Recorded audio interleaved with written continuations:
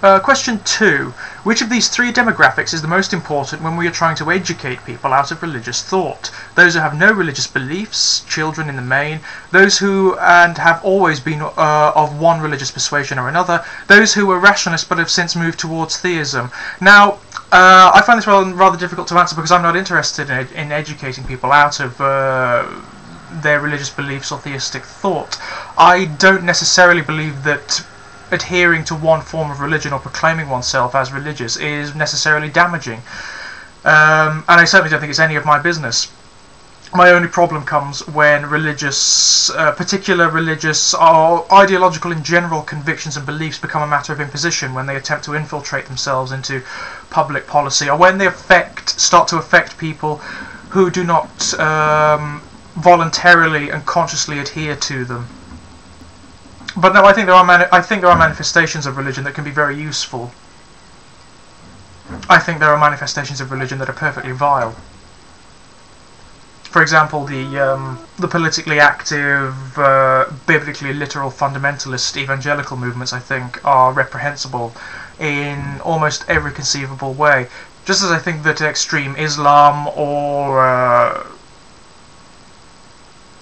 extreme anything, really, any ideology that is extreme and impositional, I think automatically demands and requires criticism.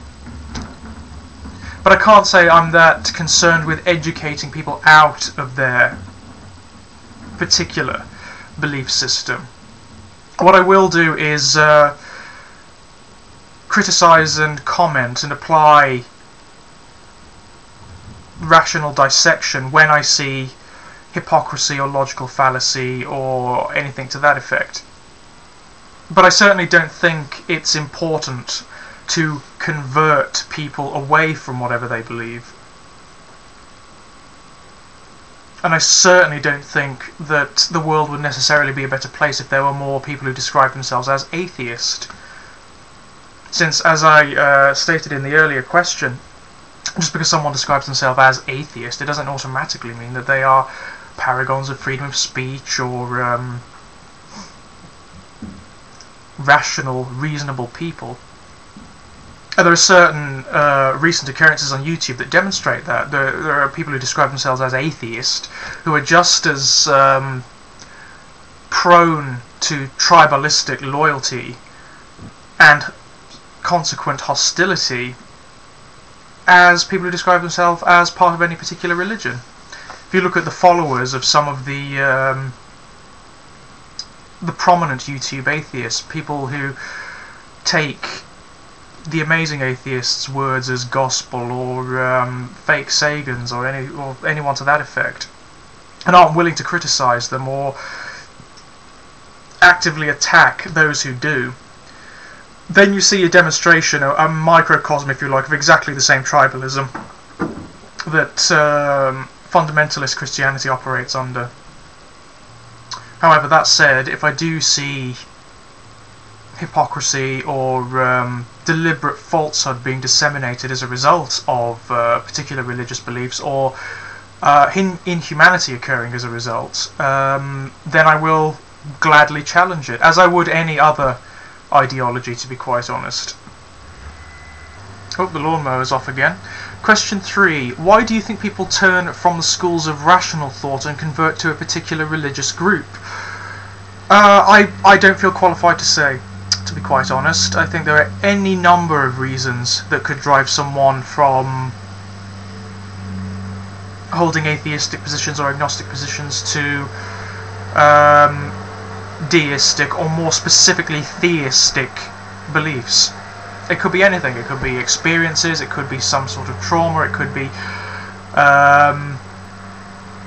despite what many atheists like to promote, it could definitely be as a result of some logical process that has occurred in one's mind as a result of one's experiences. It may be flawed,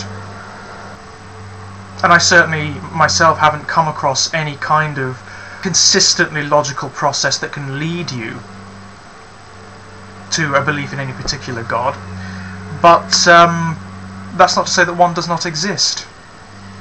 What I'm always very, very wary of is promoting my own position as an atheist as in somehow fundamentally superior. I'm not sure that it is. At the moment, I consider myself an atheist simply because I see no good reason to believe in any particular god or in gods in general.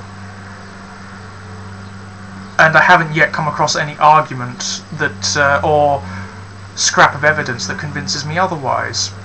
In point of fact, most of the arguments provided by theists I find to be, however well-meaning, somewhat spurious, self-serving, and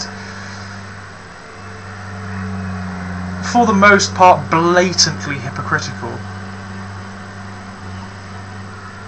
And they serve only to drive me further and further away from the concept of theism.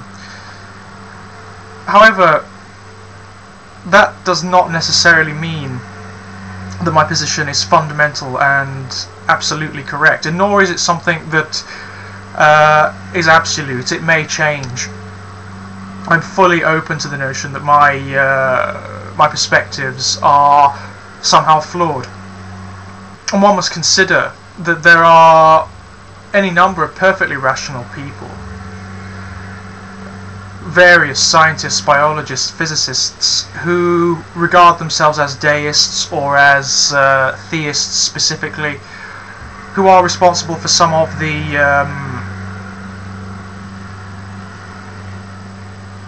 most significant discoveries and creations in science. However, this does not necessarily mean that their religious beliefs are correct, nor does it lend their religious beliefs any credence. All it means is that one can be perfectly rational and still hold religious convictions. Question 4. Where do you see the religious-rationalist balance shifting within your country over the next 10 years? Well, religion has been in less of a decline and more of a free-fall over here in the UK over the past couple of decades, and the erosion seems to be escalating. It seems that religion is holding less and less of a place in general culture. The vast majority of the people in the UK, if you ask them what they believe with regards to God or whatever, they will say something along the line. They will adhere to a sort of vague pantheism. They will say something like, well, I believe something, but I don't think any of the religions have got it right, and I don't attend church, and I don't believe in the Bible, etc., etc., which I like. I think that's a very productive state to be in, because it suggests a certain open-mindedness and a lack of knowledge or certainty where there is no knowledge or certainty. And this is one of the problems I have with specific theism, if you like, or specific religious beliefs. They are things that you cannot possibly have any particular knowledge of, so certainty in that regard, or the proclamation of absolute knowledge, is illegitimate. I really rather like this grey area that most of British culture seems to operate in. However, that said, there does seem to have been an upsurge, a sort of parasitic upsurge, if you like, of American-style evangelical Christianity in certain cultures here in Britain. And there are more of those popping up, which is worrying. Fortunately, it seems that the vast majority of British culture has something against the extremism that they promote. If you try to tell British people what they should be doing, or that they'll go to hell if they don't believe this, they'll tell you to fuck off for the most part, and if you're not careful they might actually hurt you. And that seems to be the general attitude. If you wander through any of the big city centres in Britain, what you will notice evangelical-style Christians shouting at people as they pass by, and you will notice a massive ring around them of empty space, because people just can't be arsed with them. They don't like them for the most part, which is, I think, perfectly legitimate.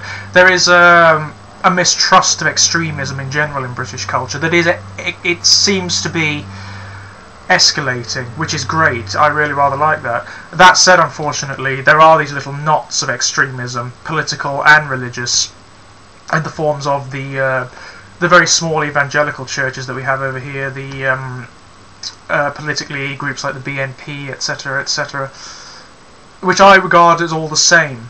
I don't see any difference between them. And also you have small, but it seems vocal cells of Muslim extremists over here as well. It's not as significant as people like Pat Condell will paint, to be quite honest. He does love a bit of hyperbole, does Pat. That said, it is definitely something to guard against.